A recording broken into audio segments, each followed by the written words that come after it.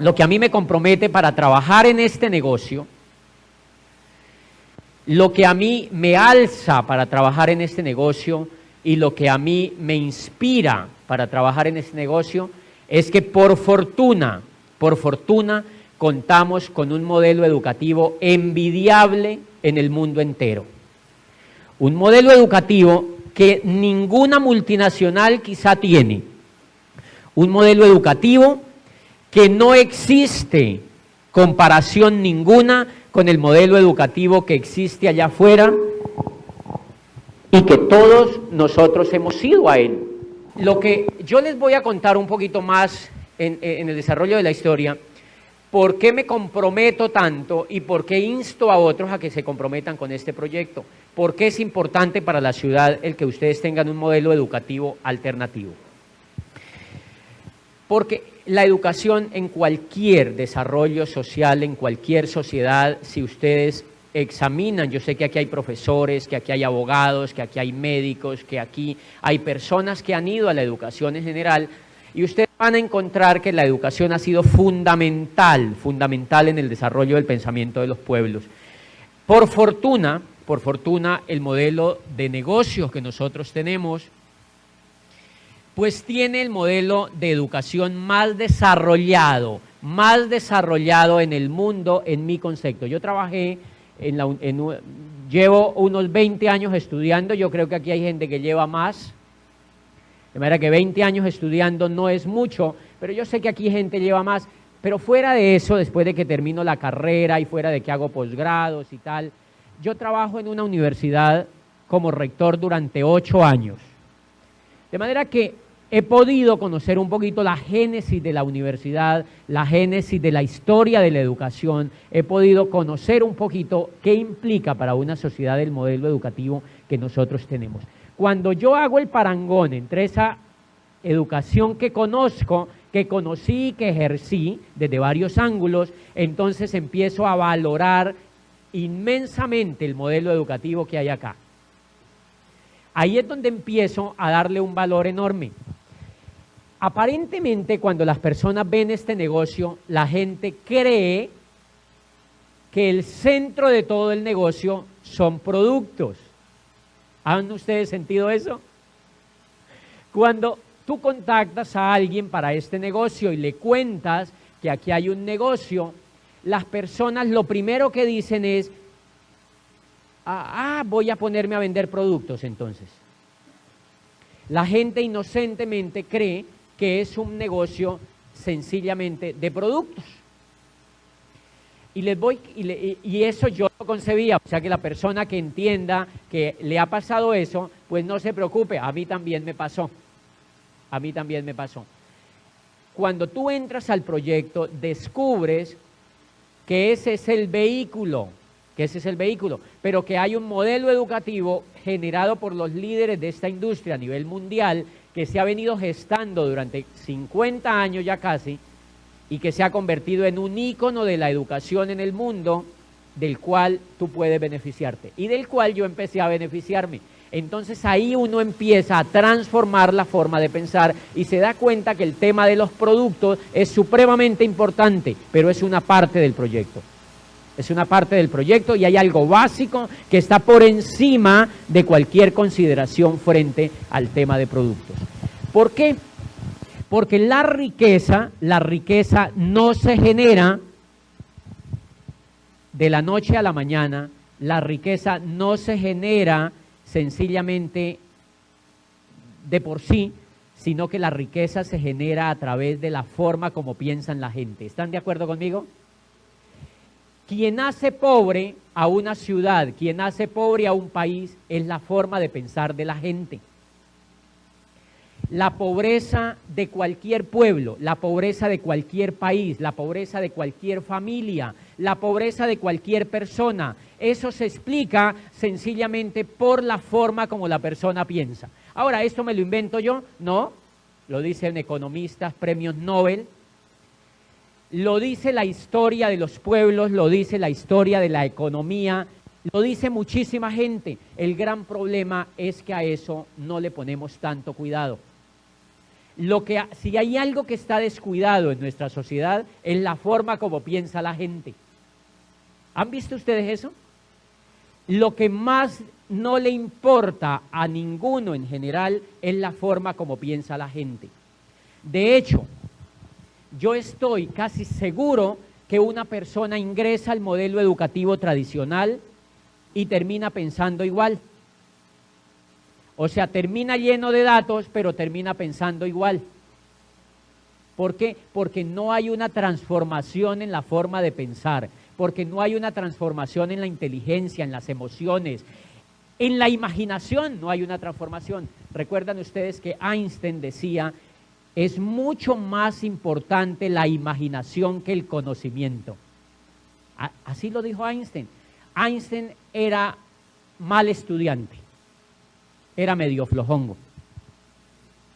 Einstein era medio flojongo en la física, era medio flojongo en la matemática, y la tesis de Einstein fue mediocre. Era una cosa, algo así sobre las moléculas, y el jurado que evaluó la tesis de Einstein la declaró una tesis irrelevante, solamente digna de entregarle su título para que se fuera. Einstein. Sin embargo, Einstein empieza a hacer un proceso creativo y empieza y se lanza y descubre lo que Newton ya había venido planteando, pero lo perfecciona Einstein y aparece la ley de la relatividad. Y Einstein es una de las personas que más pregona de que es mucho más importante la imaginación que el conocimiento.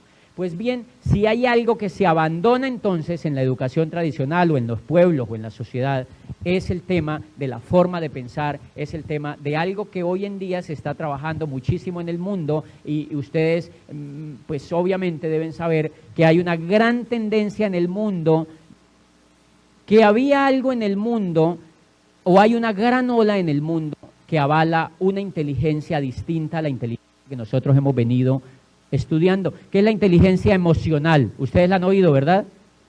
Es la inteligencia emocional, que ahora voy a hablarles un poquitico de por qué este proyecto es completamente distinto educativamente a lo que nosotros hemos venido hablando. Pues bien, uno de los ejemplos que están súper estudiados en el mundo es, analicen ustedes, por ejemplo, el caso de todos los dragones asiáticos, de todos los pueblos que hace 40 años eran pobres en Oriente y que hoy en día tienen más dinero que incluso los Estados Unidos. ¿Sabían ustedes que, por ejemplo, la economía norteamericana ahora está en una quiebra impresionante?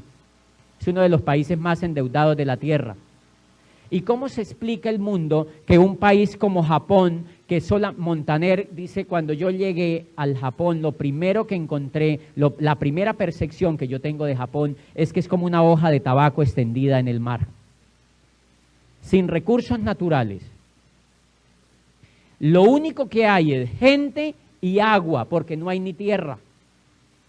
Lo único que hay es gente y agua. Y se convierten en 40 años en la cabeza de la economía capitalista en el mundo. ¿Cómo se explican ustedes eso? Por la forma como la gente educó la manera de pensar. Por la forma, no es porque estudiaron mucho, no es porque sacaron muchos títulos, no es porque sacaron las mejores notas en la universidad. Es porque hubo una cultura que educó la forma de pensar de la gente. La gente fue capaz de transformar la forma como pensaba, cómo sentía, cómo se imaginaba y cómo soñaba. Pues bien, cuando en 1991 se instala en Colombia una comisión que se denominó la Comisión de Sabios, ¿aquí hay educadores? Levanten la mano que yo los quiero ver. Bien, hay hartos, un aplauso para los educadores, miren. Cuando yo conocí este proyecto, recordé una comisión de sabios que se instaló en el 91. A esa se llamó Comisión de Sabios para la Educación, la Ciencia y el Desarrollo, ¿recuerdan? Eso fue bajo el gobierno de Gaviria. Y recuerdo que la cabeza de esa comisión, por todo su esplendor, era Gabriel García Márquez, Rodolfo Ginás, Manuel Elkin Patarroyo, y habían 40 sabios. Y quien redacta el informe final de la comisión fue Gabriel García Márquez, y escribió un libro que se llama Colombia al filo de la oportunidad. ¿Y saben qué dice allí? Dicen, necesitamos urgentemente otro tipo de educación para Colombia, que le abra a este país una segunda oportunidad sobre la tierra que no tuvo la estirpe desgraciada del coronel Aureliano Buendía. Y dice García Márquez en el informe, pero no es cualquier tipo de educación. Tiene que ser una educación que sea inconforme. Ahora yo les voy a hablar un poquitico de eso, por qué García Márquez decía eso. Tiene que ser una educación que no sea conforme, o sea, que sea inconforme. O sea, una educación para líderes. Tiene que ser una educación que sea reflexiva, que nos inspire una nueva manera de pensar y que nos inste a descubrir quiénes somos en una sociedad que se quiera más a sí misma. Y dice, las condiciones de Colombia están dadas como nunca para el cambio social y un tipo de educación así será el instrumento maestro. O sea, que Gabo, ¿saben de dónde sacaba Gabo esa premisa? Porque Gabo nunca fue a la educación formal. ¿Sabían ustedes eso, verdad? Gabo egresa de la universidad estando en segundo semestre. Se va, estaba becado en la Universidad Nacional de Colombia y se va, porque él reconoce que su vocación era escribir y entonces se va de la universidad y se dedica a hacer lo que le apasionaba, que era escribir. Y es increíble, Gabriel García Márquez es el único premio Nobel que tiene Colombia sin haber ido a una escuela de letras, sin haber ido a ninguna escuela donde le enseñaran a escribir. Formal. ¿Qué quiere decir eso? Que no es necesariamente la educación formal la que nos hace triunfadores. Él tuvo otro tipo de educación. ¿Y cómo les parece que ese tipo de educación es el que él pregona cuando lanza la Comisión de Sabios y cuando hace el resumen de la Comisión de Sabios? Es ese tipo de educación. Pues bien, lo que les quiero contar es que por fortuna ustedes están en un proyecto que tiene el tipo de educación que García Márquez recomendaba para desarrollar el país. Yo estoy impresionado con el poder que ese tipo de educación tiene. Y sobre eso, entonces yo les voy a contar un poquitico cuáles son las características fundamentales de ese tipo de educación y por qué ese tipo de educación es el que hay que tomarla en serio. O sea, el proyecto, para que una persona entienda el proyecto, es necesarísimo que se enfoque de manera incondicional al proyecto educativo. Porque si no, no entiende. Si no, no entiende, porque el nivel de pensamiento que la persona tiene no le ayuda para entender una oportunidad tan grande como esta. Y les voy a explicar pedagógicamente qué es lo que ocurre en la mente de la gente. ¿Han visto que ustedes le presentan el plan a una persona y la persona dice, ay, sí, yo ya sabía de eso? Ah, sí, eso es tal cosa. Claro, mi tía tuvo, mi mamá tuvo, la vecina tuvo, un primo tuvo. Esa es la teoría del tuvo, esa ya no la sabemos. La mayoría de la gente sabe, ¿han visto? Sabe, y si saben, ¿por qué no lo hacen? Adivinen por qué es. Porque ellos saben lo que no saben. Porque saben lo que no saben. ¿Cómo se explica eso desde el punto de vista filosófico? Pues hay un señor que se llamaba Platón, ya murió. Murió hace unos años. Platón tiene una obra que se llama El Tecteto de la Ciencia, El Sofista o del Ser, son dos obras espectaculares de Platón. Y en una de esas dice Platón una explicación que a mí me impresiona, donde explica el estado del conocimiento frente a la ignorancia. Dicen, y obviamente lo refuerza en un libro que se llama La República, ustedes lo recuerdan, en el libro séptimo de La República, dice Platón, lo que le pasa a la gente frente a la educación, dice, la educación realmente no es un estado de hambre, no es un estado de vacío. Dice Platón, la educación o la carencia de educación no es un estado de vacío. Porque si fuera un estado de hambre o de vacío, dice Platón, lo que habría que hacer es llenarlo. Y ya, el que tiene hambre se le da de comer. Y ya, dice, si eso fuera así, sería un problema sencillo educar a la gente. Pero Platón concluye en algo espectacular. Dice Platón, el problema de la falta de educación es que la gente sufre de una cosa que se llama estado de llenura. O sea que la gente sabe lo que no sabe. O sea, somos muy sabelotodos. Pero a eso Platón le llama estado de llenura. Entonces, esa es la primera etapa cuando uno entra a este proyecto. Uno está lleno. ¿Lleno de qué? Pues de prejuicios, pues de una forma de pensar distinta, pues está lleno de una cantidad de opiniones, pues está lleno de una cantidad de pensamientos que no le ayudan para desarrollar este proyecto. Y eso es lo que Platón llama el estado de llenura. Entonces dice Platón, lo que hay que hacer con una persona para educarla es hacer que esa persona vomite todo lo que está lleno. ¿Alguna coincidencia con el negocio? Sí, uno le presenta el negocio a un abogado y dice, sí, eso de... Sí, claro, yo conozco eso. Están llenos de opiniones. ¿Ellos de qué están llenos? De lo que le oyó a su esposa alguna vez que tuvo en el proyecto, de lo que oyó a un vecino que entró y se rajó a los 8 días, de lo que oyó a un enemigo del proyecto que andaba hablando sobre esto, de lo que oyó, de lo que se escucha a sí mismo internamente, de lo que se escucha uno a sí mismo internamente. Entonces la persona está llena. Entonces, ¿qué es lo que hace el programa de educación continua de nosotros? Lo primero que hace es que te hace vomitar. François Rabelais, que es francés, tenía en el siglo XVIII, escribió una obra que se llama Gargantúa y Pantagruel, ¿se recuerdan? Es una obra famosísima. Ya murió. ¿Y cómo les parece que hace un ejemplo de cómo educa Gargantúa a Pantagruel? Y le dice, mira, para poder educar a Gargantúa tienes que hacerle beber agua del eléboro.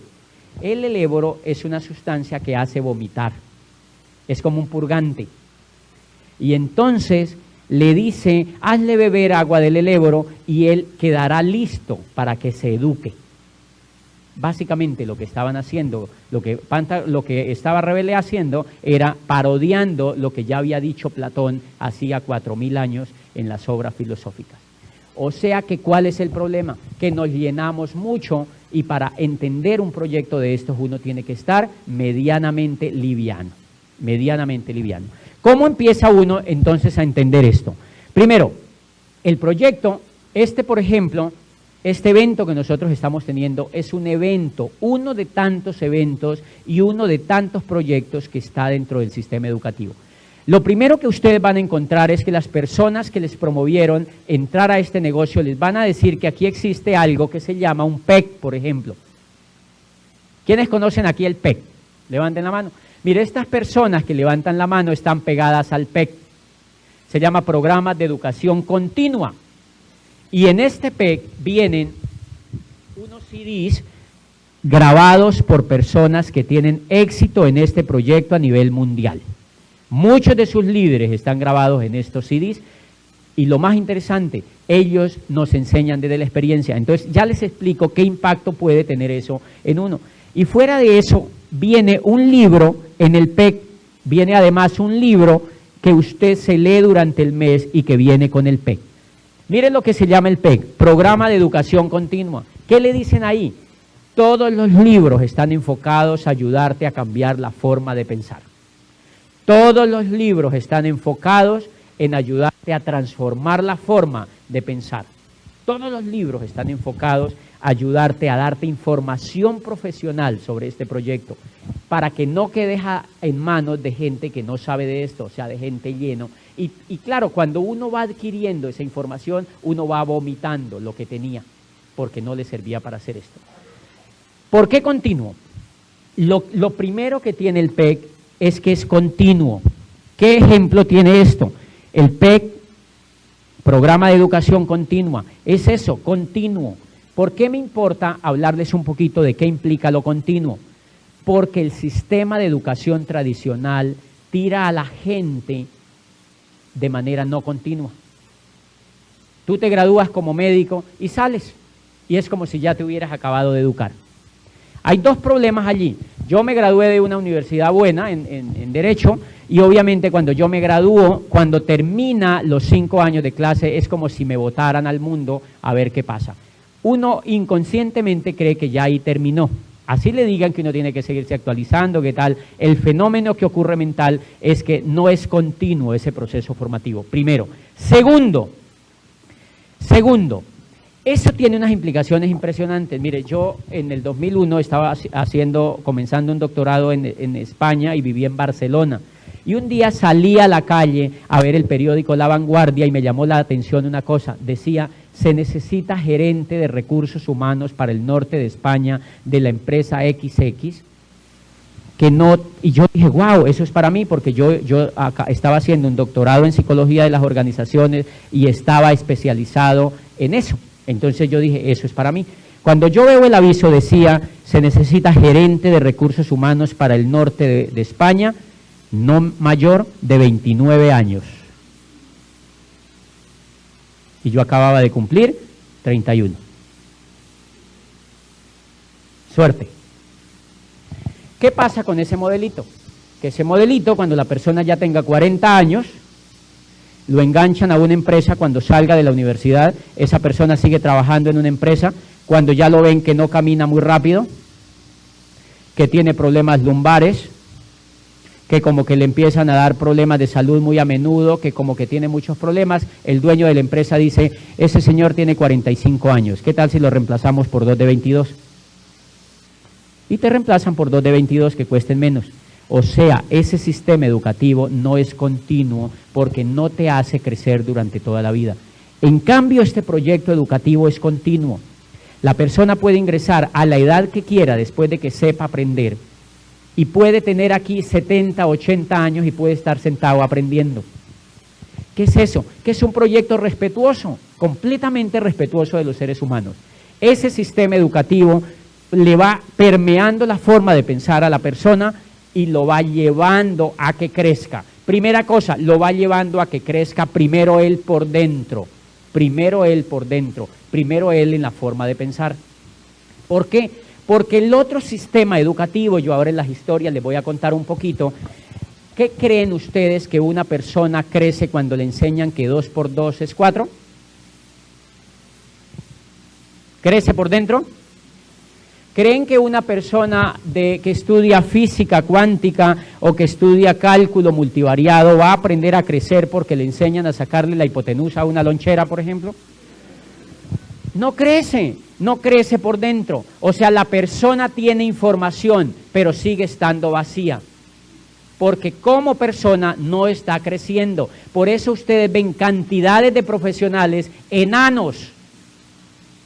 Cantidades de profesionales enanos como seres humanos, enanos en la forma de comunicarse con otros, enanos en la forma de soñar, enanos en la forma de imaginarse, enanos en la forma de manejar las finanzas, por ejemplo. Y entonces encontramos montones de fracasos allá afuera, pero todos graduados. O sea, llenos de información, pero sin crecimiento por dentro. Allí no hay riqueza.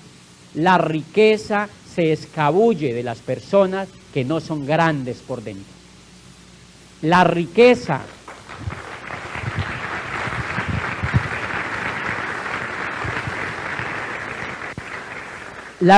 al parecer juega con lo que la mente piensa.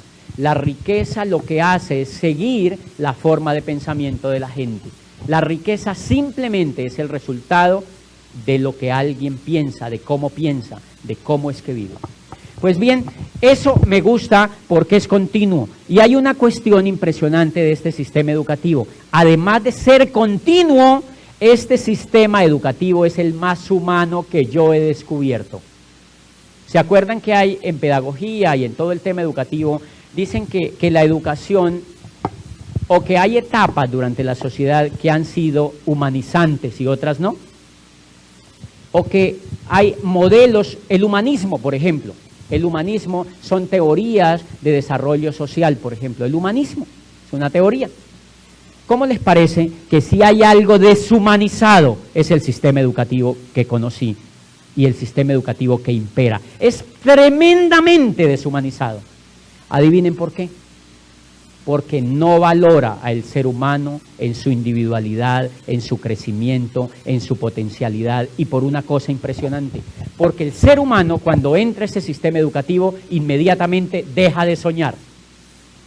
¿Han notado ustedes eso? Yo les voy a contar un caso. Yo soy de Neiva, y cuando yo tenía la edad de entrar a la universidad, vi en una revista Diners que decía: yo quería estudiar Derecho, pero no había decidido en qué universidad estudiar. Vi en una revista Diners que decía Academia de Presidentes. Y en el subtítulo decía: la Universidad del Cauca, con su facultad de Derecho, es la única universidad de Colombia que le ha dado al país 16 presidentes de Colombia. Y yo dije: esa me gusta. Pues un muchacho soñador, y me fui para allá porque yo veía al derecho como una posibilidad de ejercer liderazgo. Entonces me fui, me matriculé, y ¿cómo les parece que en segundo semestre uno de mis mejores profesores, es un solo ejemplito de cómo opera el sistema, uno de mis mejores profesores, que era un magistrado connotado, nos dice a todos en el salón: a esta universidad todos los estudiantes llegan con el ánimo de ser presidente de Colombia. Yo lo sé, y yo soy uno. Decía: pero la gente en el cuarto semestre se contenta ya con ser magistrados. Por ahí en el séptimo semestre ellos quieren ser ya abogados litigantes. Y cuando se gradúa están convencidos que van a ser jueces de pueblo. ¿Y sí? Y así es. ¿Por qué? Porque ese tipo de educación no insta a la gente a soñar. Porque ese tipo de educación desconoce que lo más importante que un ser humano tiene es la mente, y es la posibilidad de crear y de crecer y de transformar y de hacer milagros a través de la mente. Ese sistema educativo lo desconoce. Entonces, ¿a qué se dedican? Pues a enseñarle que 2 más 2 son 4. Y la mente queda nuevecita. Y entonces cuando la gente muere, la entrega así, allí la tiene, sin estrenar, porque no fuimos capaces de usarla, porque nadie nos enseñó a usarla. Entonces hay una cosa que me encanta de este modelo educativo, y es que fuera de ser continuo, es humanista. ¿Por qué es humanista? Porque la persona, tú desde que ingresas al proyecto, te dicen que tú puedes lograr en la vida lo que quieras, ¿verdad que sí? A mí, ¿cómo les parece que cuando yo egreso de la universidad, me entregan a mí un puesto y yo ejerzo ese puesto durante 8 años, y ya la universidad me había ido matando los sueños, y cuando termino en el puesto, termino muerto? Estaba acabado, sin sueños. Y eso es gravísimo para un ser humano, porque la persona que no tenga sueños no es feliz.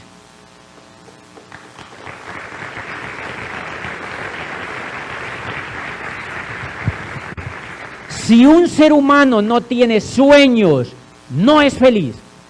¿Sabían ustedes? Bueno, lo sabemos todos, nosotros somos animales. Nosotros somos animales. Somos de la especie animal, porque no somos vegetales, ¿verdad? Somos de la especie animal. ¿Qué es lo que nos diferencia de los animales?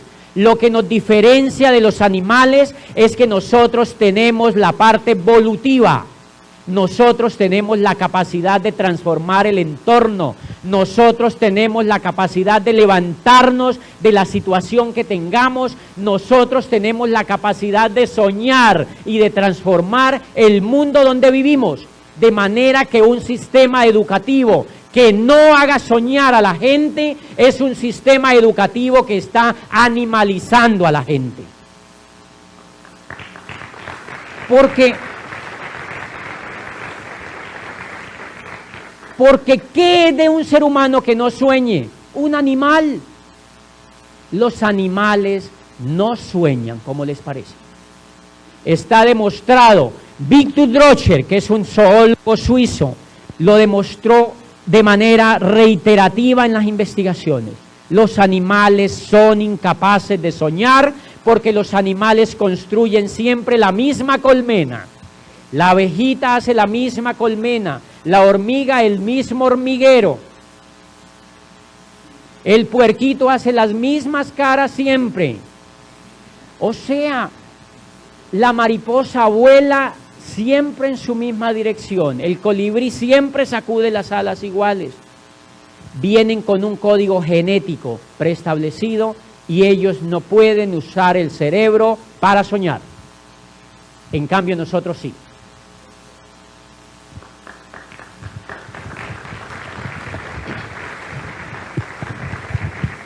En cambio, nosotros sí. De manera que un cerebro que no se use para soñar es un cerebro que se pierde. Y un cerebro que no se use para agarrar esos sueños y hacerlo realidad, pues más. Primera característica o segunda característica de este sistema es que es humanista y nos pone a soñar. Entonces fíjense que el primer resultado que una persona tiene en este negocio es que empieza a soñar. ¿Y no les parece ya tremendo resultado? Es tremendo resultado. Y fuera de eso, ese tremendo resultado que la persona tiene en su mente, en la medida que lo ejercite y que lo ejercite y que lo haga crecer y que se le apropie y que empiece a soñar y a soñar y a soñar y a creer y a creer y a creer, entonces esa persona cada vez es más humana. Esa persona es cada vez más humana. Por eso es que ustedes han visto que quienes los invitaron seguramente sonríen más que ustedes.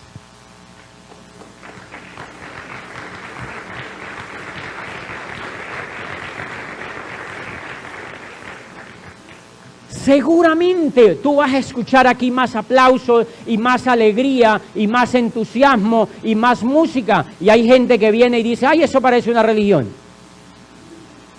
¿Por qué? Porque ellos vienen de otro esquema que no les permite que su inteligencia emocional salga a flote. Y el sueño es apenas una partecita de la inteligencia emocional. De manera que el tremendo resultado, cuando yo le digo a mis empresarios, a los socios del proyecto, hay alguien una vez se me acercó y me dice, mira, yo llevo 6 meses y no tengo ningún resultado. El primer error que nosotros tenemos es medir el resultado en términos de dinero. Porque el término dinero es simplemente una consecuencia del crecimiento de la persona por dentro. El resultado simplemente se da a medida que la persona crezca por dentro. Por eso es que uno lo que hacen es, a mí personalmente este sistema educativo me humanizó. Yo les cuento, ahora les voy a contar un poquito la historia de que si yo no encuentro un sistema educativo como este, posiblemente no estaría aquí. Porque un líder que tenga la característica de líderes, y todos los seres humanos tenemos la vocación de ser líderes porque todos tenemos la mente, porque todos tenemos las capacidades para hacerlo.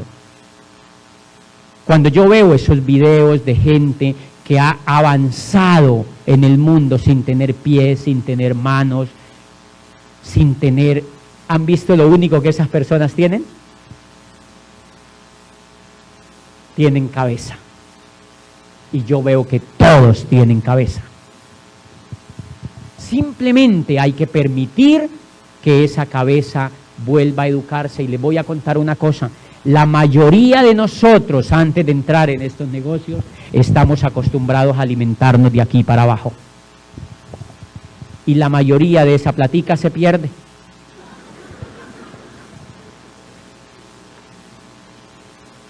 La mayoría de esa platica se pierde. Es la peor inversión que hacemos. Entonces hay veces, yo les cuento a la gente, le digo, mire, aquí hay ¿cómo les parece que teniendo esto el impacto que tiene para la gente? Y ustedes no me lo van a creer, pero hay gente que se resiste a leer. Ustedes no me van a creer, pero hay gente que dicen, no, yo este mes no compro el PEC. Yo mejor compro pan de bonos.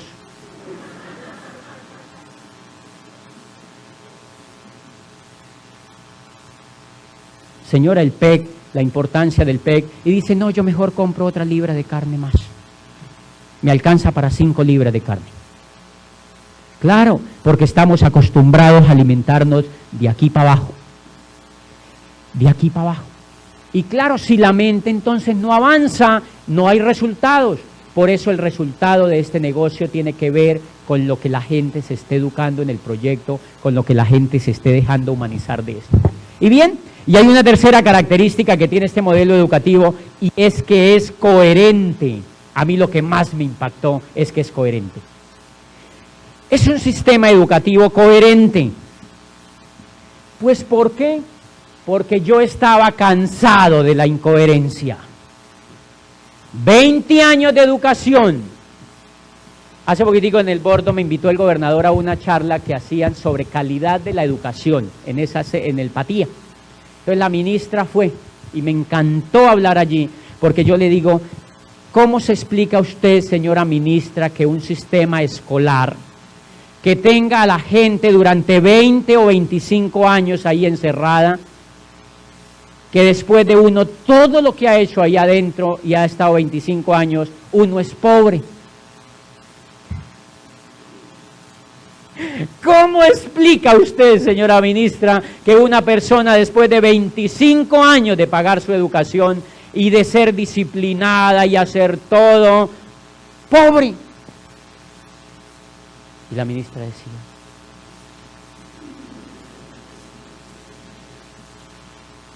pues aquí tengo un libro espectacular que ustedes van a conocer en este proyecto y que yo lo conocí a través de este proyecto. Queremos que sea rico, de Donald Trump y Robert Kiyosaki. Son 2 maestros de la economía moderna, 2 maestros de la economía moderna que le están diciendo a la gente que la única posibilidad para sobrevivir en el futuro es haciéndose rico. ¿Y qué tiene de malo eso? Pues que para eso tenemos que cambiarnos la forma de pensar, porque llevan 20 años enseñándonos a ser pobres. ¿Cómo pretendo yo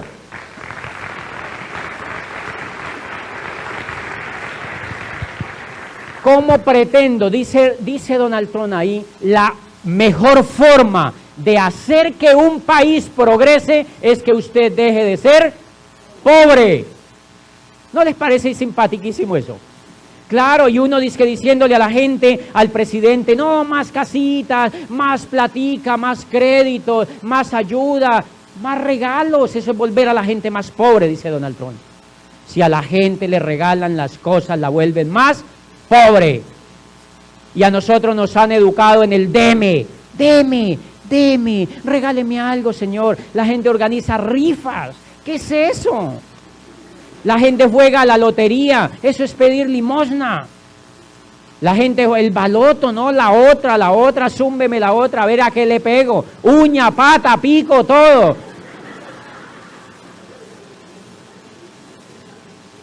¿Por qué? Porque no se educaron con una mentalidad de pobres. Y esa educación no nos sirve para ser ricos. Y dice Donald Trump, lo primero que un sistema educativo tiene que enseñarle a la gente es hacerse rica y tener inteligencia financiera.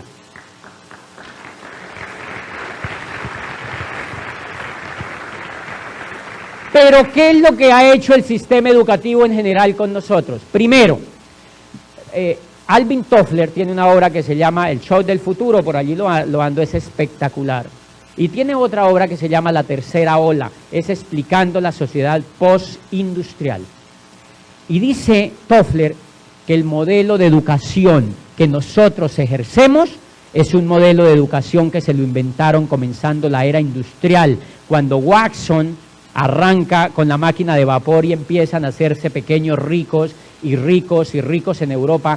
Esos ricos se les ocurrió una idea maravillosa. El estado de la economía en el mundo era esclavitud. Lo que existía era esclavitud. ¿Cómo les parece que a nosotros nos han hecho creer que unas buenas personas liberaron a los esclavos? A nosotros nos decían, José Hilario López de aquí de Popayán liberó a los esclavos. Ay, tan bueno, ¿no?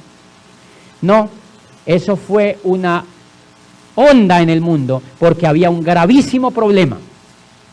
Cuando empieza a surgir la era industrial, había un grupúsculo en Florencia, en Milano, en Francia, en varios países de Europa que tenían mucho dinero.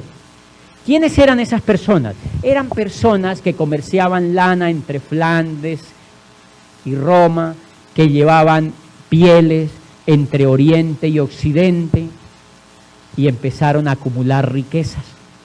Eran personas comerciantes que hacían negocios. ¿Y cómo les parece? Que acuérdense que lo que había era la tierra, ¿se acuerdan? La fuerza de la Edad Media fue la tierra. No era el dinero, era la tierra. Por eso los nobles eran los que tenían tierra. Pues bien, mire lo que ocurrió. Carlos empieza a traficar, bueno, traficar se puede decir, ¿cierto? Ok, se empieza a llevar con lana de Flandes a Milano, lámparas desde Génova hasta otro lado y empiezan a comercializar y él empieza a llenar su bolsillo de plata y empieza a ocurrir un fenómeno. Hay unas personas que se hacen ricas en dinero en efectivo y otras que no tienen plata, pero tienen tierras. ¿Quiénes son los que tienen tierra? Los nobles. Entonces los que tienen el dinero se lo prestan a los nobles para que tengan liquidez. Los nobles no pueden pagarle y ¿qué hacen? Se quedan con la tierra y entonces ya el tipo queda con plata y con tierra. ¿Y los nobles con qué quedan? Con la nobleza. Los nobles, y esa fue la caída de la nobleza. O sea que la riqueza es muy importante. La riqueza es fundamental y el estudio de la economía, de cómo surge eso. Entonces los nobles quedan simplemente con su título. Noble, pero honrado. Noble. Y entonces ese modelo es el que toma la educación. Por eso la educación nos hace nobles, pero pelados. Pelados. O sea, es un modelo que no enseña inteligencia financiera y que no enseña a generar riqueza. Pues bien, eso empieza a crecer y hay unos ricos muy ubicados en el mundo. En ese mundo hay unos ricos muy ubicados y hay un gravísimo problema. No existe posibilidades de esclavizar a todo el mundo, porque ser esclavo era lo normal. Y entonces adivinen la idea que tienen. Liberémoslos. Liberémoslos. Y los liberan y dicen, los vamos a liberar y les vamos a hacer creer que ellos son libres. Les vamos a contratar después por un sueldo, el que nosotros queramos, y que ellos se lo gasten en nuestros negocios. Genial el negocio. Y era genial. ¿Por qué era genial? Porque al esclavo le tenían que dar el vestido, la comida y el techo.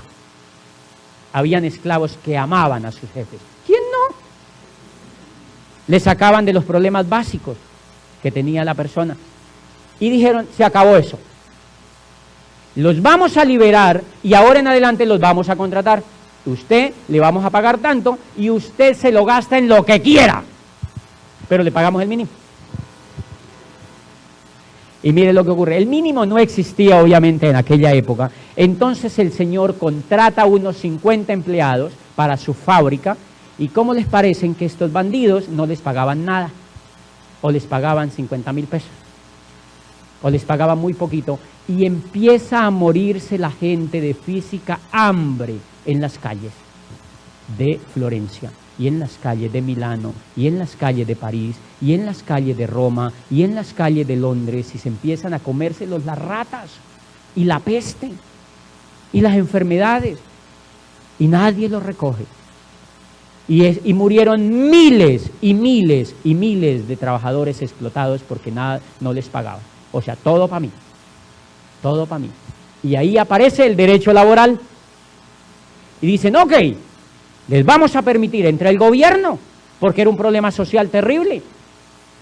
¿Cómo así que primero no los pueden esclavizar? Ahora los esclavizan y ya no les pagan. Entonces, de ahora en adelante, usted los puede, ahí es donde nace el empleo. El empleo es la segunda etapa de evolución de la esclavitud. Aparece el empleo y entonces le dice, usted puede contratar a otros, usted es dueño de su tiempo, usted es dueño de su liderazgo, usted es dueño de su capacidad, usted es dueño de su talento, usted es dueño sobre todo de su tiempo. Entonces, ¿han visto que el empleado pasa más tiempo con el jefe que con su familia, por ejemplo? ¿Aquí no pasa eso? ¿Cómo explican ustedes que la gente pase más tiempo con el jefe que con su familia? ¿Será que están enamorados del jefe, por ejemplo? ¿Será que el jefe tiene mucho poder, atracción fatal? No, el modelo funciona así. Si quieren que les paguen, yo soy dueño de su tiempo. Pero el derecho laboral les dice, ok, los pueden contratar, pero no les pueden pagar lo que les da la gana. Tienen que pagarle mínimo el salario mínimo. Ah, y una cosa, no les pueden pegar. Por eso es que a uno como empleado no le pegan. Ah, no le pegan físicamente, pero sí le pegan psicológicamente. ¿Qué es más grave? Las dos. Carlitos, si tú no rindes y no haces lo que te dice la empresa, hay 50 ya esperando. Y por menos plata. Violencia. O sea que la etapa de la esclavitud se transformó, una en parte, al empleo. Por eso a mí me parece increíble, no se les olvide que cuando termina la esclavitud, la gente sale a las calles a protestar, que cómo desmontan eso tan bueno. ¿Sí? Los esclavos se pusieron bravos. Así como hoy salen a la calle a protestar, dice que por qué se acaba el empleo. ¿Y saben quiénes son los que encabezan esas manifestaciones? Los profesores.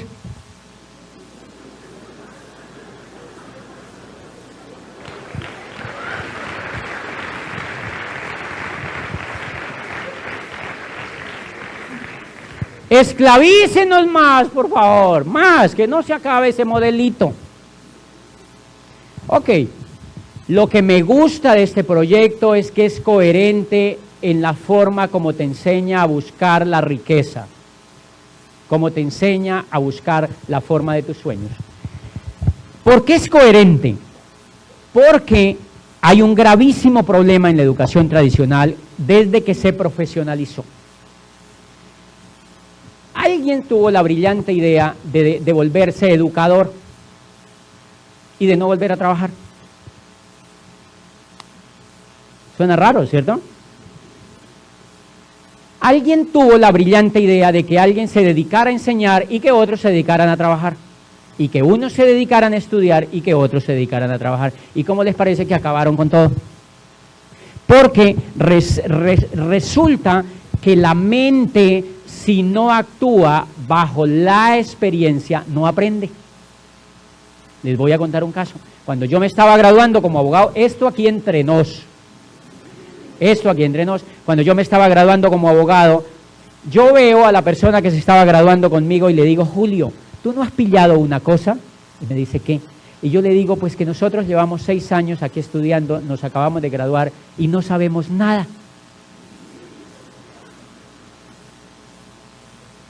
Y Julio se queda mirándome y me dice, sí, pero tenemos las bases.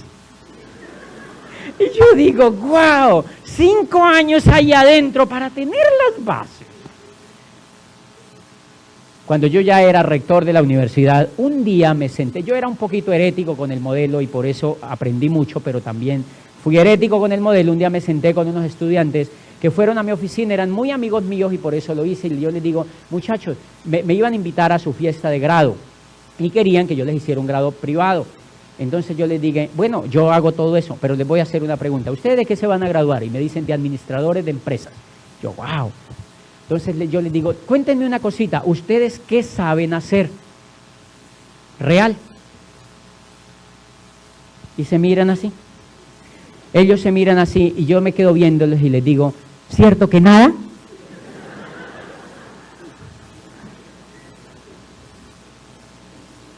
No saben nada. Lo único que saben es ser empleados, o sea, ser pobres, porque para eso los educaron. ¿Qué es grave ahí? Que estas personas pues no se dan cuenta de eso, y adivinen por qué es.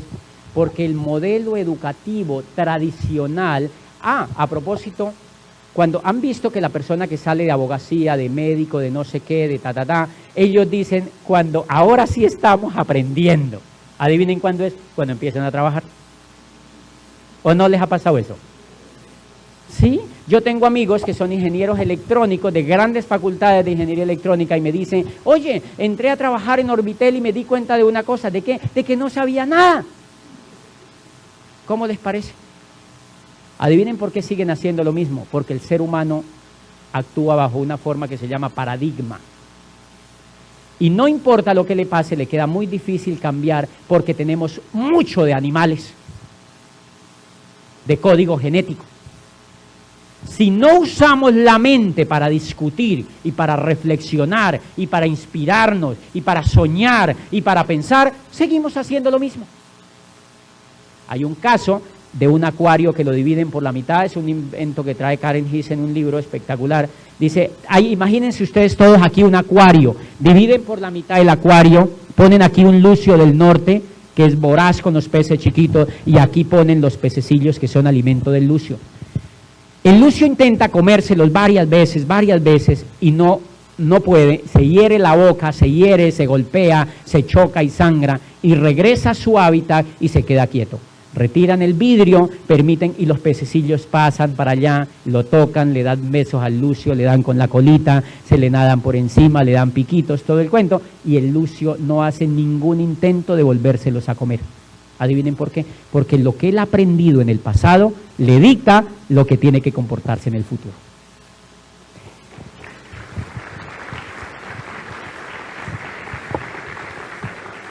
Pero lo grave es que al cabo de un rato el lucio muere de hambre. Y muere de hambre parado en su manjar. Por eso es que la mayoría de personas no ven una oportunidad como esta. Porque tienen el efecto del lucio del norte. ¿Por qué? Por el esquema educativo que traen. A mí me pasaba, yo era uno de esos. A mí me contaron este proyecto hace 8 años, 9 años. Casi 10 años. Yo acababa de entrar a la universidad de rector. Tenía 27 años. Yo era un yuppie. En Popayán o se es rector de una universidad o se es obispo. Y yo ya era rector y obispo hay uno y no se mueren nunca. Entonces, ¿qué esperanza yo tenía? O sea que el estatus mío era espectacular. Y ese estatus no me dejó ver el negocio. No fue el que me lo presentó, no fue la información que no me dieron, no, fue el estatus. Pelatus. Porque eso sí estaba pelado. Pero no me dejó ver la oportunidad. ¿Qué tenía yo? El efecto del lucio del norte. ¿Qué es lo que me gusta de este proyecto? Que las personas que educan en este proyecto tienen los resultados en la mano. Los únicos que educan en este proyecto son los que ya lo han hecho y te enseñan a ti a hacerlo. ¿Por qué? Porque en el modelo que tenemos de afuera, que hemos venido discutiendo, hay una cosa que me impactó cuando la leí. Hay un joven que hay en un lugar de Oriente, una peste impresionante que es los dragones que infestan a toda la gente. Entonces un muchacho quiere aprender a cazar dragones de manera profesional y busca quien le enseñe. Sus padres buscan el mejor maestro que encuentran para que les enseñe. Y entonces va donde un maestro en una montaña espectacular. El maestro le dice, ok, vamos a empezar la carrera. Primer año, cómo cazar dragones 1. Segundo año, cómo cazar dragones 2. Tercer año, cómo cazar dragones en llanura. Cuarto año, cómo cazar dragones en la playa. Quinto año, cómo cazar dragones en montañas. Bien, el muchacho va y empieza juicioso cómo cazar dragones 1, presenta los exámenes, no se habilita, no se supletea, o sea, perfecto todo, y termina todo el currículum de cómo cazar dragones. Lo gradúan y sigue el doctorado. Era espectacular el profesor, sigue el doctorado, él está emocionado y sigue el PhD. Cuando se gradúa va toda la familia, la abuelita, los tíos, bueno, todo el mundo, los vecinos, una gran rumba y le toman fotos y abrazan. No, lo mejor del mundo. Y el muchacho sale como cazador de dragones. A los 10 años vuelve donde su maestro y le dice, maestro, le dice, ¿por qué estás triste? Le dice el maestro. Y le dice, estoy muy triste porque yo vine contigo a hacer todo el pregrado de cazar dragones, me doctoré en cacería de dragones, nunca habilité, nunca me volé, nunca me supleté, fui supremamente aplicado y mire, llevo 10 años tratando de cazar dragones y no solamente no he cazado uno, sino que ni siquiera lo he visto. Entonces el maestro se queda viéndolo y le dice, hijo, no te preocupes, vas a volver otra vez a la llanura por 10 años. Y si en 10 años no has logrado cazar al menos un dragón, haz como yo. Dedícate a enseñar a los hombres el noble arte de cómo cazar dragones.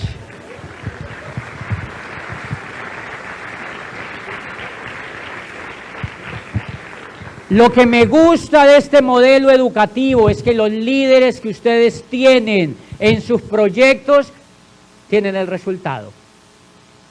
Y ellos hablan con la coherencia. Nosotros en Popayán le aprendimos a hacer este negocio a sus líderes, a Mauricio y al Baluz.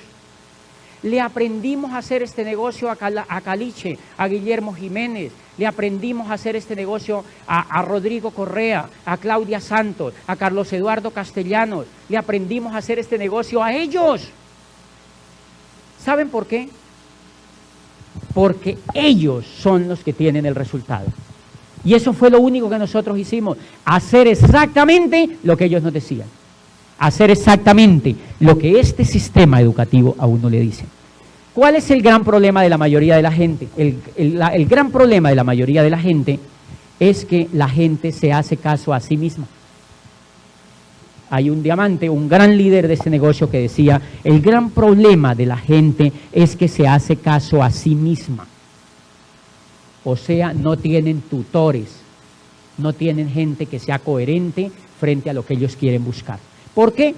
Pues porque vienen de un sistema educativo totalmente incoherente. Por eso ustedes han visto, yo tenía en la universidad profesores de finanzas que enseñaban finanzas y estaban quebrados. Es increíble. Y enseñaban finanzas. Economistas de prestigiosas universidades, rajados económicamente. Los muchachos se suben por delante al bus y ellos se subían por detrás. Y enseñaban a generar, profesores enseñando a crear empresas. Yo empecé a estudiar administración de empresas y me jalí, porque encontré un profesor que nos enseñaba gerencia.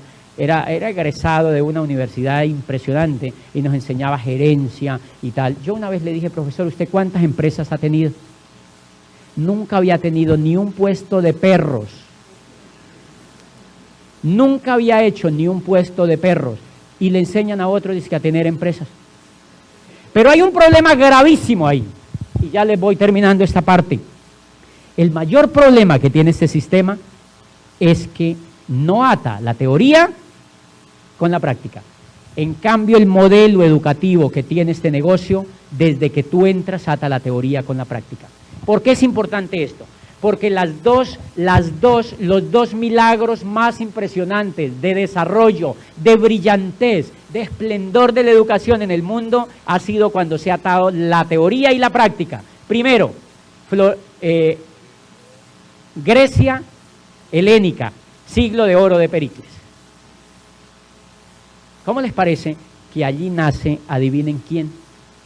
Nace la filosofía, nace la historia, nace la tragedia, nace la arquitectura y nacen un pocotote de cosas. ¿Saben quién vive ahí en ese siglo?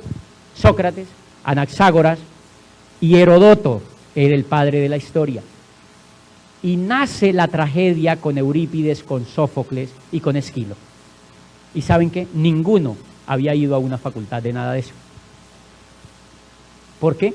Porque simplemente el modelo educativo helénico era que cada uno hacía lo que su corazón le decía. ¿Y lo aprendía con quién? Con el que sabía. Entonces, como Esquilo escribía tragedia, todos los griegos querían aprender a escribir tragedia, ¿y quién les enseñaba? ¡Esquilo! Esquilo. Y entonces esa es la época de más brillantez de Grecia en el sistema educativo. Y solamente se repite en la Florencia renacentista del siglo XVI. ¿Cómo les parece que en la Florencia renacentista del siglo XVI aparece Tiziano, Miguel Ángel Buonarroti, Sandro Botticelli, y todos ellos no fueron a ninguna facultad, estudiaron en el taller de Verrocchio? Y aparece Maquiavelo, y aparece la política, y aparece la alta filosofía. Todos se retornaron a estudiar lo que había ocurrido en Grecia. ¿Qué es lo que me gusta de este modelo educativo? Que este modelo educativo te hace profesional con la coherencia y con la práctica. Entonces, desde que la persona ingresa al modelo educativo, le dicen que hay que hacer 3 cositas. Miren que lo demás ya es muy sencillo. Le dicen, usted lo único que tiene que hacer es 3 cositas. Primero, consuma de su propio negocio. Llevamos un montón de años consumiendo en el negocio de otro. Y ahora nos dicen que consuman en nuestro propio negocio. Hay gente que no entiende eso. Y entonces uno le dice, a la salida hay una cajita de plastilina. Porque es increíble. Si uno viene toda la vida consumiendo en el negocio de otro y nunca le han pagado nada, le dicen a uno que uno monta un negocio con su economía tradicional, con su economía personal, y que uno consume en su propio negocio. Yo le pregunto a la gente, ¿habrá algún problema con eso? Y me dicen no. Pero la mayoría de la gente no es coherente con eso. Entonces, fíjense que lo primero que uno tiene que empezar a hacer es a ejercer. O sea, usted se vincula al proyecto educativo y empieza a tomar control de la práctica. Y empieza a tomar control de la práctica. O sea, se empieza a volver empresario. ¿Y qué hace? Pues hace que su casa sea una empresa de su propio negocio. Y entonces empieza a tener control de la práctica. ¿Yo qué le sugiero? Como esa es la práctica, yo lo que hice cuando conocí este negocio y lo entendí es que volví mi casa a un laboratorio para aprender. Entonces tengo varios laboratorios. Laboratorio de lavandería, laboratorio de acá, laboratorio de acá, y yo aprendo desde lo mismo que yo uso. ¿Será alguna dificultad? Es emocionante, es emocionante. Tengo en mi propia casa un laboratorio de la empresa que estoy construyendo. Y nos dicen, y hagan la segunda cosita. ¿Cómo les parece que hace poquito yo fui donde un líder que estaba en calificación y me quedo en su casa a asesorarlo y me dice, yo fui como que me bañé en el baño que no era? Cuando yo advierto en ese baño había un producto rarísimo. ¿Saben cuál era? Rexona, que no te abandona. Esa persona traía el producto allí. Entonces yo no dije nada. La persona después va conmigo y me dice, oye, ¿tú cuánto crees que yo me demoro en ser esmeralda? Porque tú lo eres y tú sabes. Yo le dije, te vas a demorar. Montones te vas a demorar. Y me dice, ¿pero cómo? Porque es un líder. Y él me dice, ¿pero cómo? ¿Es que no crees en mí? Y le digo, no, todavía no. Y me dice, ¿por qué? Y le digo, después hablamos. Y lo dejo así. para que piense un poquito. Después vuelvo y me siento con él y me dice, oye, la otra vez hablamos y tú me dices, ¿cómo me voy a demorar tanto? Escuché un CD donde le dicen a uno que uno se demora 1 año. Entonces yo le digo, no, pero tú te vas a demorar mucho.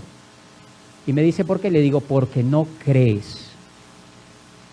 Porque no crees. Es lo más difícil en este proyecto, creer. ¿Por qué no crees? Y me dice, ¿cómo que no creo? Si yo creo, mira, yo voy a todos los seminarios, yo me soplo el PEC, yo voy a los eventos, yo voy a la convención, yo estoy en todo, ¿cómo que no creo? Y le digo yo, mira en tu baño en el 2.º piso de tu casa. Después me llama y me dice, no, hermano, ¿cómo le parece que eso? No, ya sé de qué era lo que me hablabas. Eso es mi mujer. No, mi mujer, ¿cómo te parece que fue mi mujer que puso eso? Yo le digo, no sé qué será, pero hay algo. ¿Cómo les parece que fíjense que el solo hecho de consumir uno es un problema de actitud? ¿Cómo les parece que una cosa tan sencilla ya ahí hay un problema de actitud? Por ejemplo, él le tenía miedo a la mujer. Claro. Él le tenía miedo a la mujer.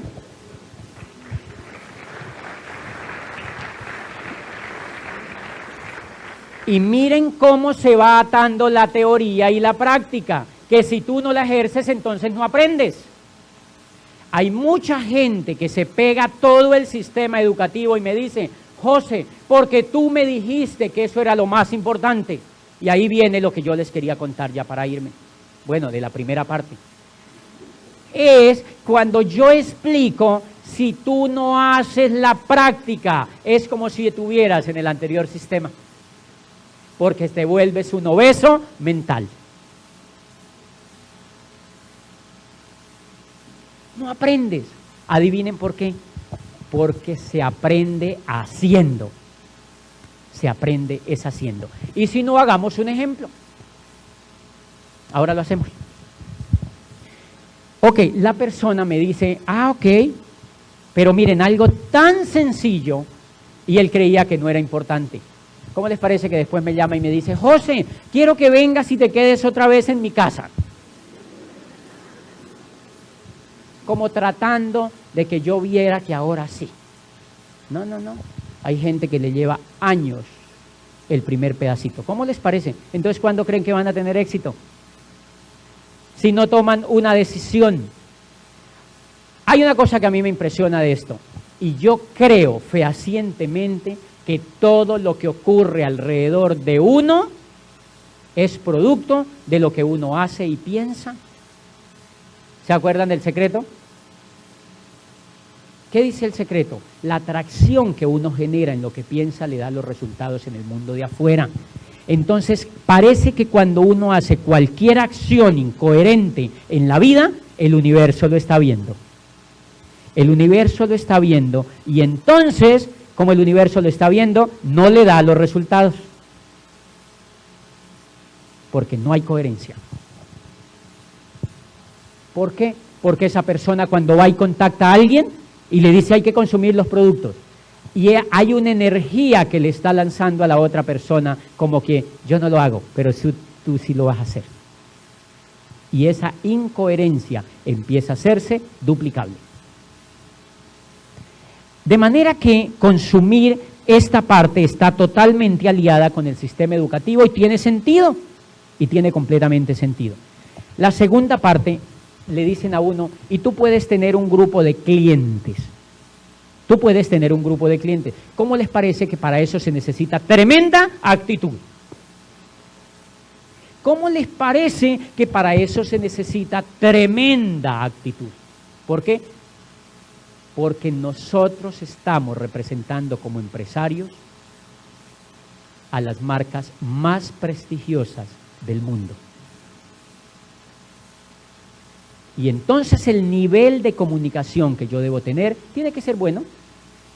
No es lo mismo que yo le diga a Carlos, Carlos, cómprame este producto. Mira, es buenísimo. ¿Qué me está fallando a mí ahí? La actitud. tengo una actitud pésima, entonces cuando me vuelvan a ver me hacen así. Cuando uno le hacen así es simplemente porque tiene una actitud todavía enana. Tiene que crecer la actitud para que pueda hacer una cosa tan sencilla como esta. ¿Cómo yo tengo eso? Yo simplemente le digo a los empresarios, mira, para que tú aprendas a hacer el segundo paso, tienes que hacer perfecto el primero. Si no, no puedes hacer el segundo porque eso está viciado. Hay un libro de Brian Tracy que se llama Tráguese ese sapo. Miren el nombre que tiene, a mí me pareció chistoso y por eso lo compré. Se llama Tráguese ese sapo. O sea que el empresario pegado al sistema educativo empieza a ejercer con la práctica. ¿Y qué es lo que pasa normalmente? Que la gente dice, esto está como chévere, pero en general, dice Brian Tracy, uno no es efectivo porque uno no hace lo que hay que hacer en la vida. ¿Qué es lo que hay que hacer así? Aquí le dicen a uno hay que hacer 3 cosas. Consuma los productos, tenga un grupito de clientes y tenga socios. Y la gente dice, fácil. ¿Y entonces por qué no lo hace la gente? Porque no hay coherencia entre lo que dicen y entre lo que hacen. Y entonces el libro de Brian Tracy dice lo siguiente: imagínense que ustedes en la mañana, a las 7 de la mañana, tienen que tragarse un sapo. Y entonces usted coge el sapo en la mano y dice, ojibrotao ese sapo, no, baboso, qué grande, no esas patas, no, ese sapo tan barrigón, no, mejor me lo como mañana. Al otro día se levanta porque se tiene que tragar ese sapo. Al otro día se levanta y vuelve y lo come. No, este sapo está más pesado. No, qué ojos tan saltones. No, qué piel tan horrorosa. Qué asquerosidad de sapo. No, este sapo peludo. No, los sapos no son peludos. Este sapo es raro.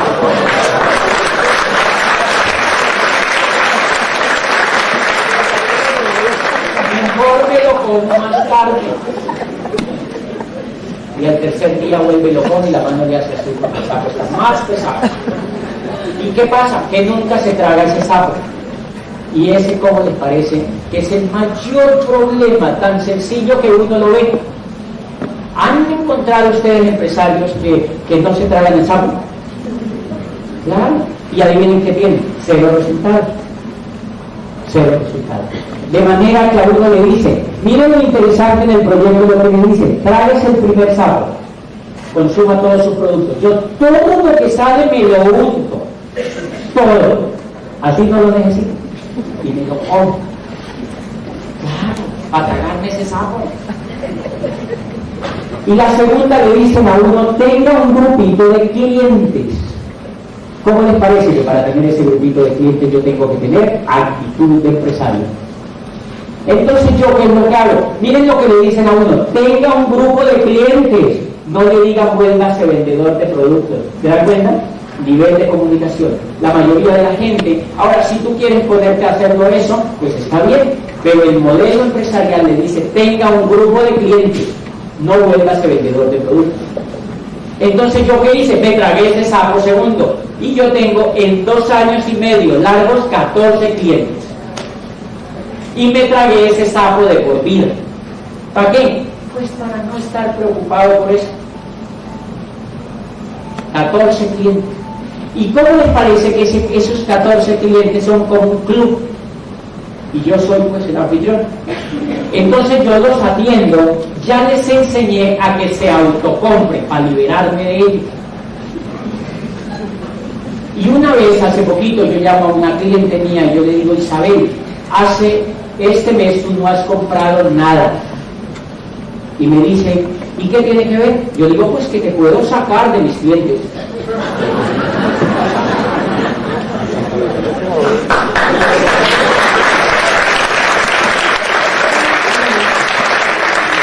Miren lo interesante.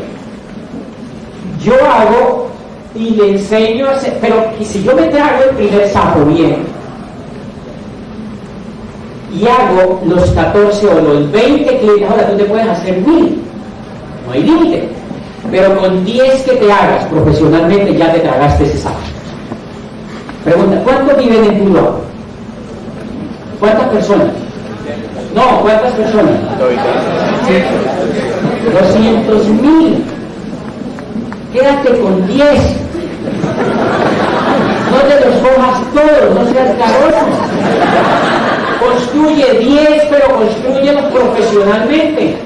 3 empresas, 4 señoras compulsivas que la compran, 2 ejecutivos que compran, y ya. ¿Y yo qué hago? Yo le presento el proyecto a alguien y le pregunto a la persona, ¿te gusta el modelo de negocio? Y dice, sí me gusta, pero yo no tal, y empiezo y tal. Hace rato le pregunté a un señor de Pirelli en Cali, le presenté eso, y me dice, hace mucho yo vi esto, pero es que yo creo que no sirvo para eso. Entonces yo, adivinen lo que hago, lo insto a que no entre a eso.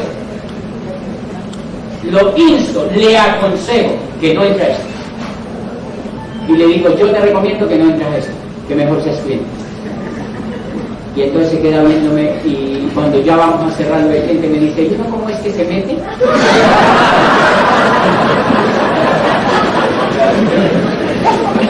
O sea que miren que qué es lo que tiene uno que ganar. ¿Qué es ese pedazo que queda? ¿Qué es lo que uno tiene que ganar? Un simple mecanismo de comunicarse con otro efectivamente. ¿Y dónde está eso? ¿Cómo ganar amigos e influir sobre las personas? Si tú le dices, en cambio el que tiene mala actitud, ¿qué le dice al otro? Métete conmigo, como si esto fuera una lleva.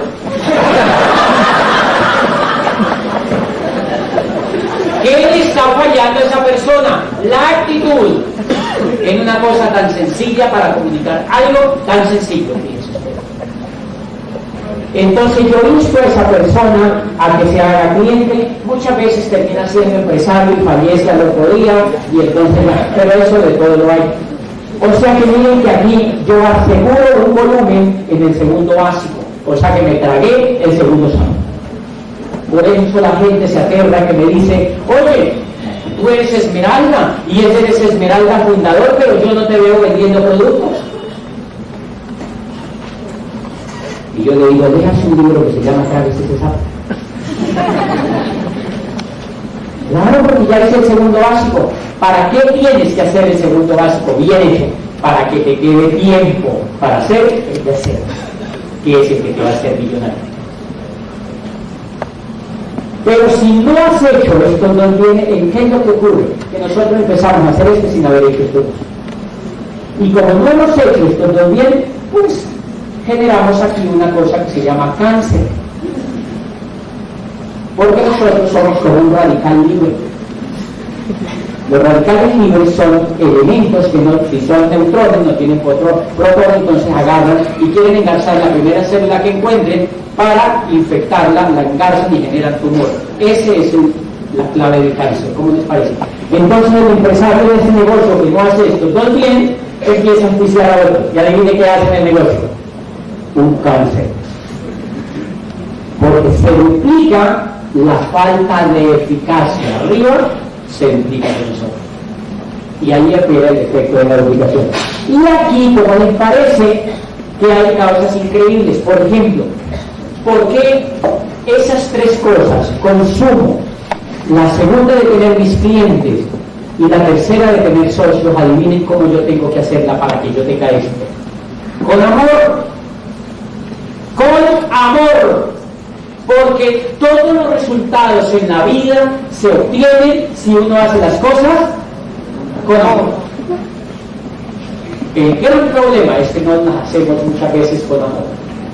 ¿Y qué es lo que ocurre? Que los resultados que se hacen sin amor, el efecto pues es muy bajo. ¿Cómo les parece que los mejores empresarios del mundo son los que hacen las cosas con amor? Y las más sencillas. Yo tengo algunas referencias que una vez un gran cervecero de Colombia, de los más grandes, llega a su empresa y le sirve cerveza en su jarra al que llega a la empresa. Pero de los más grandes, libres financieramente, multimillonarios, de la lista de los más ricos del mundo, y les sirve a sus invitados en su jarra y les cuenta, esta fórmula de esta cerveza la traje de tal lado, mi esposa y yo viajamos, ¿cómo les parece lo emocionante? Se la contamos a un técnico y el resultado de esta cerveza, pruébala. ¿Necesita hacer eso? No, simplemente ama lo que hacen. Yo tengo una pareja de amigos que no viven en donde yo vivo, viven en una ciudad de Colombia, que hacen muñecos de peluche. Y son millonarios haciendo muñecos de peluche. Pero su carro tiene muñecos de peluche. Donde respiran, ellos hablan de su muñeco de peluche. ¿De dónde traen la fibra? ¿De dónde traen la felpa? ¿De dónde sacan los ojos? ¿Quién construye esos muñecos? ¿Para qué hacen esos muñecos? Para que los niños sean felices. O sea, lo que ellos hacen tiene sentido y por eso son ricos. Y a todo el que encuentran le quieren soplar un muñeco de peluche. Porque aman lo que hacen. Entonces es clave en este proyecto. Hace poquitico, por eso la actitud es importante para amar lo que uno hace. ¿Cómo les parece que yo tengo una cliente cuando yo inicié el negocio? Tienen la actitud lo importante. Yo tengo una cliente de un municipio cerca a Popayán que se llama Quindío. ¿Se acuerdan, verdad? Sí, señor. Y esta señora viene y me dice, yo estoy aburrida con un producto. Yo digo, ¿qué te pasó? Y me dice, es un producto que no me funcionó, pero de una actitud muy arrogante y muy groserita. Entonces yo me quedo viéndole y le digo, mire, doña Patricia, le voy a hacer la siguiente reflexión. Este producto que tú tienes y que me estás hablando, que te ha ido mal, vamos a ver por qué te fue. ¿Cómo te parece que ese producto se vende en Holanda, en Dinamarca, en París, en Roma, en Nueva York, en Los Ángeles, en Buenos Aires, en Bogotá, en Chile, en Uruguay, en Tokio, en Los Ángeles y en 94 países del mundo sin ningún problema y a todo el mundo le funciona? ¿Cómo no le va a funcionar a usted en Dios?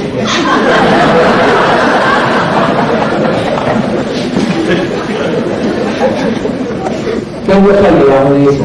Una pésima actitud. Una pésima.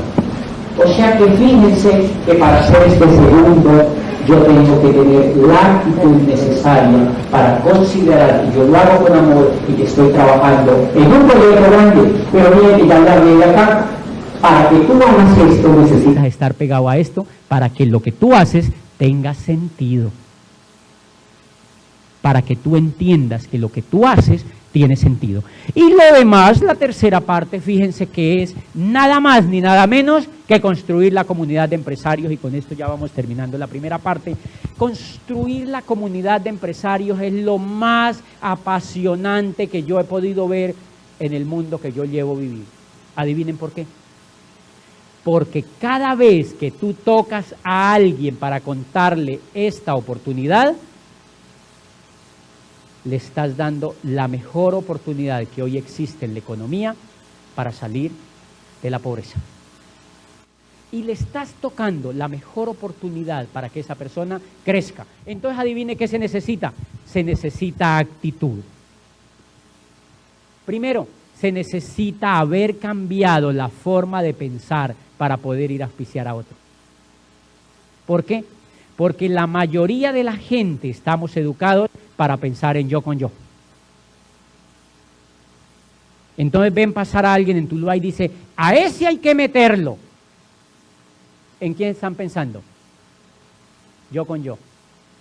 ¿Y cómo les parece que cuando ustedes van a tocar a esa persona, la persona dice, no, no me interesa eso? ¿Saben por qué? Porque su nivel de energía se le transmite a la persona. La forma como uno piensa se transmite. La materia que nosotros tenemos es una muestra de la materia, pero somos esa energía.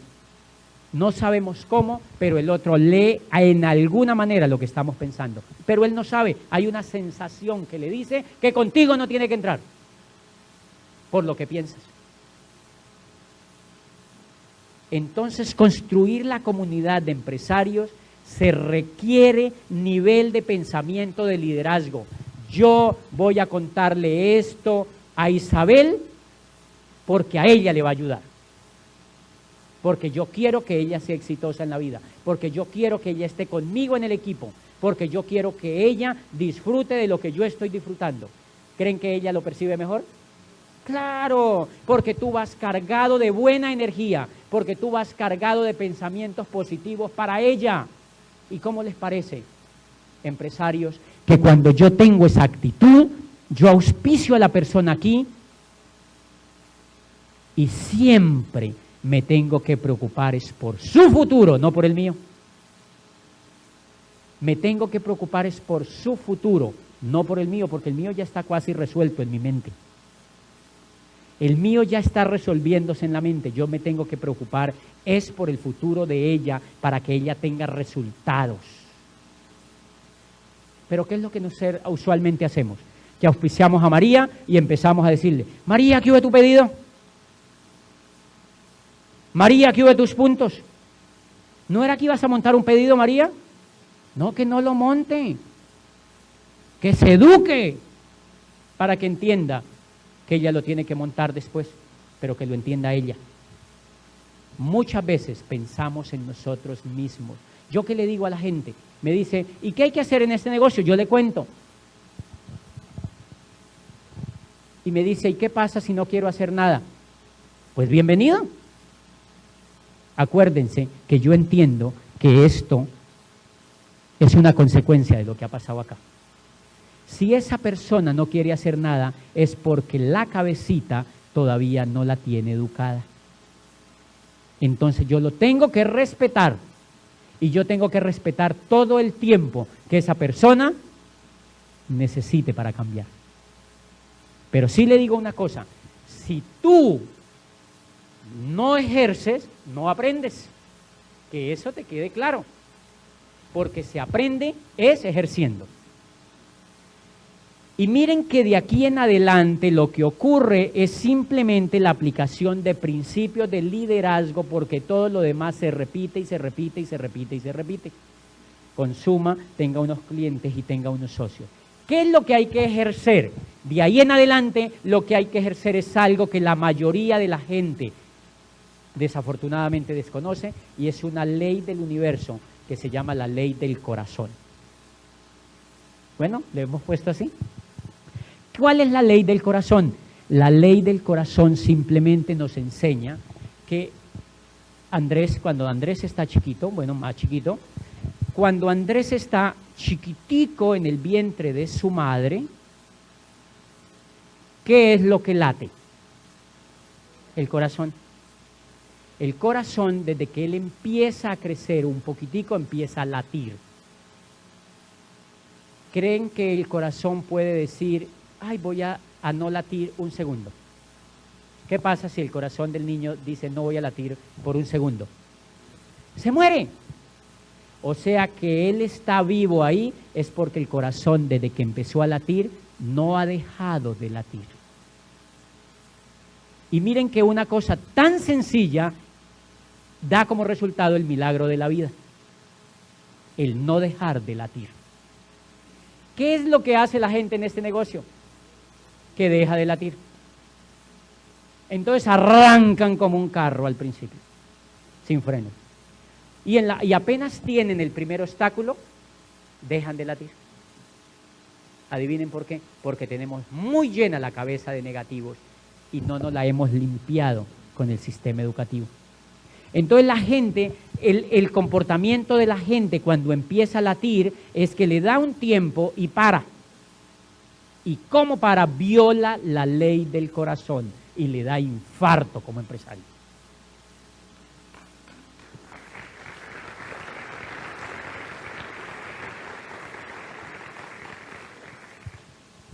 Y miren la enseñanza tan impresionante de los niños. El niño, desde que está en la cuna, él ya tiene dentro de sí la ley del corazón, que es la perseverancia. Pero desde que está en la cuna, él empieza a moverse y a querer, ¿qué? Caminar. Él quiere tirarse de la cuna a caminar desde que está chiquito. ¿Cómo les parece que el niño, si el niño apenas tiene medio idea, él empieza a gatear? ¿Y qué es lo que quiere? Caminar, porque viene programado para caminar. ¿Se dan cuenta? Viene programado para caminar. ¿Qué es lo primero que le pasa al niño cuando empieza a caminar? Se cae. ¿Qué es lo primero que le pasa al empresario cuando entra al negocio? Se cae. Primera diferencia entre el empresario y el niño es que el empresario ya está muy contaminado porque está más grandecito. Entonces, ¿el niño qué hace? El niño se cae y hace dos cosas. Él mira, y si alguien lo está mirando, llora. Pero si no lo están mirando, él coge y se limpia y sigue. Y se cae y vuelve y hace lo mismo. ¿cómo les parece que el niño ni siquiera se le ocurre, después de 4 porrazos, sentarse y decir, yo no sirvo para caminar? A él no se le ocurre hacer eso. ¿Han visto?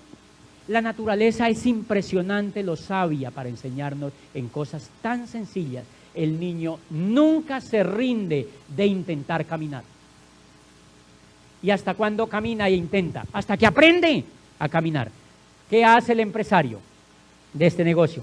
Entra y dice, listo, yo quiero caminar en eso. Y va y le cuenta a alguien sobre ese negocio, y el otro, como tiene un estado de llenura distinto, le zampa su poco de negativo y la persona dice, yo no sirvo para eso.